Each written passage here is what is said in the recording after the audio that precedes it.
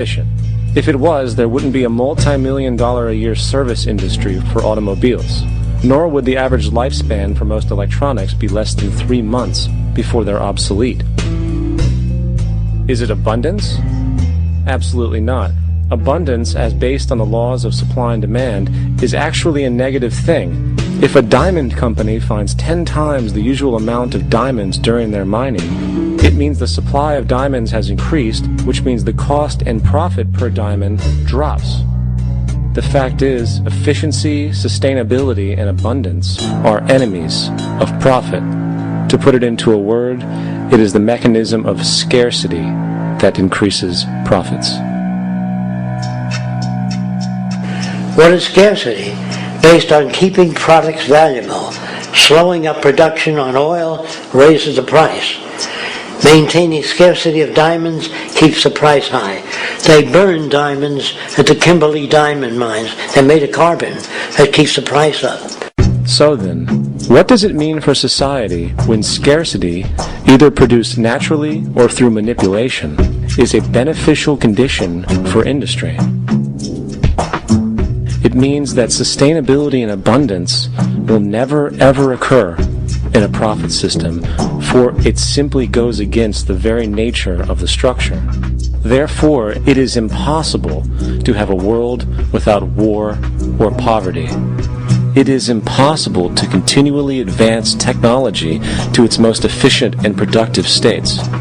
And, most dramatically, it is impossible to expect human beings to behave in truly ethical or decent ways.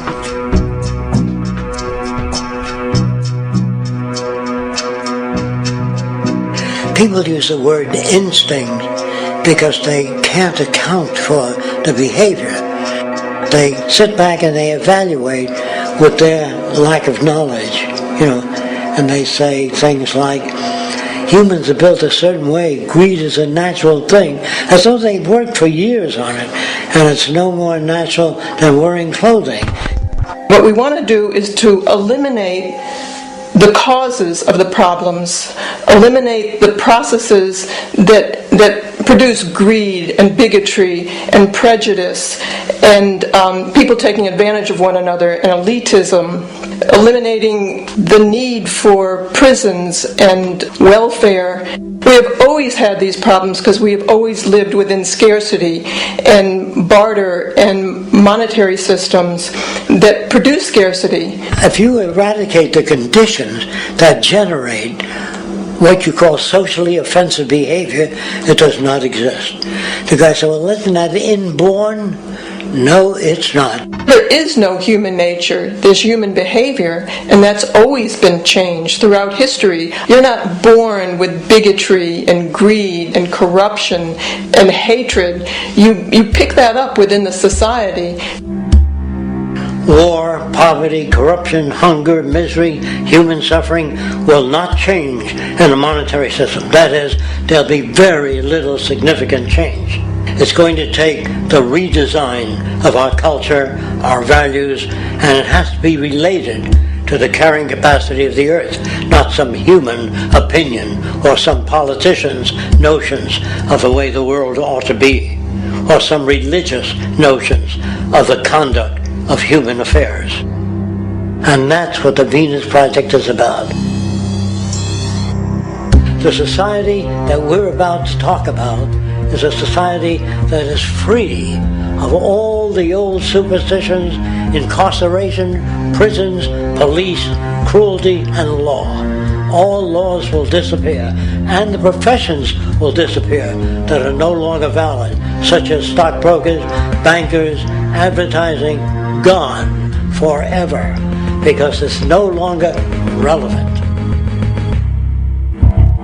When we understand that it is technology devised by human ingenuity which frees humanity and increases our quality of life, we then realize that the most important focus we can have is on the intelligent management of the Earth's resources. For it is from these natural resources we gain the materials to continue our path of prosperity. Understanding this, we then see that money fundamentally exists as a barrier to these resources, for virtually everything has a financial cost. And why do we need money to obtain these resources? Because of real or assumed scarcity. We don't usually pay for air and tap water because it is in such high abundance, selling it would be pointless. So then, logically speaking, if resources and technologies applicable to creating everything in our societies, such as houses, cities, and transportation, were in high enough abundance, there would be no reason to sell anything.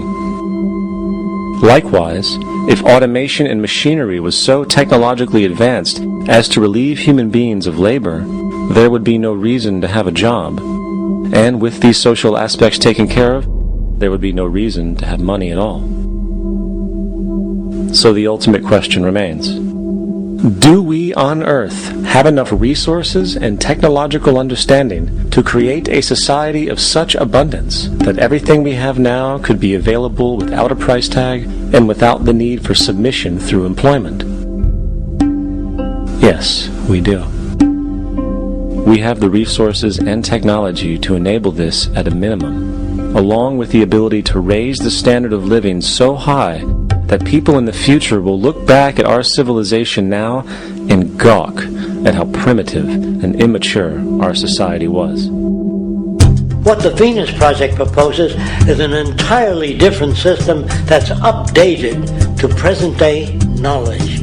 We've never given scientists the problem of how do you design a society which would eliminate boring and monotonous jobs, that would eliminate accidents in transportation, that would enable people to have a high standard of living, that would eliminate poisons in our food, that would give us other sources of energy that are clean and efficient. We can do that out there.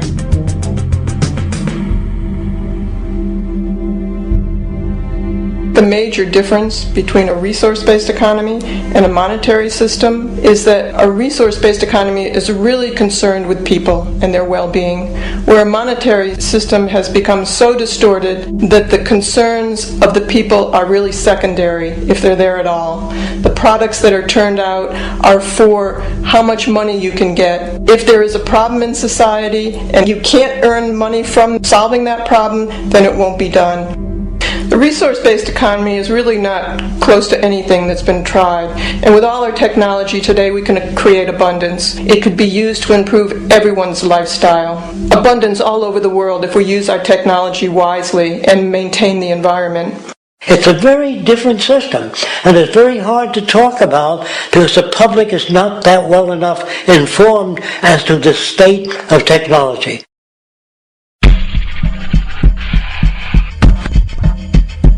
At present, we don't have to burn fossil fuels. We don't have to use anything that would contaminate the environment. There are many sources of energy available. Alternative energy solutions pushed by the establishment, such as hydrogen, biomass, and even nuclear, are highly insufficient, dangerous, and exist only to perpetuate the profit structure that industry has created. When we look beyond the propaganda and self-serving solutions put forth by the energy companies, we find a seemingly endless stream of clean, abundant, and renewable energy for generating power. Solar and wind energy are well known to the public, but the true potential of these mediums remains unexpressed. Solar energy, derived from the sun, has such abundance that 1 hour of light at high noon contains more energy than what the entire world consumes in a year. If we could capture 1/100% of this energy, the world would never have to use oil, gas, or anything else. The question then is not availability, but the technology to harness it. And there are many advanced mediums today which could accomplish just that, if they were not hindered by the need to compete for market share with the established energy power structures. Then there's wind energy.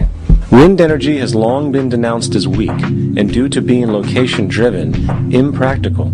This is simply not true. The U.S. Department of Energy admitted in 2007 that if wind was fully harvested in just 3 of America's 50 states, it could power the entire nation. And then there are the rather unknown mediums of tidal and wave power. Tidal power is derived from tidal shifts in the ocean. Installing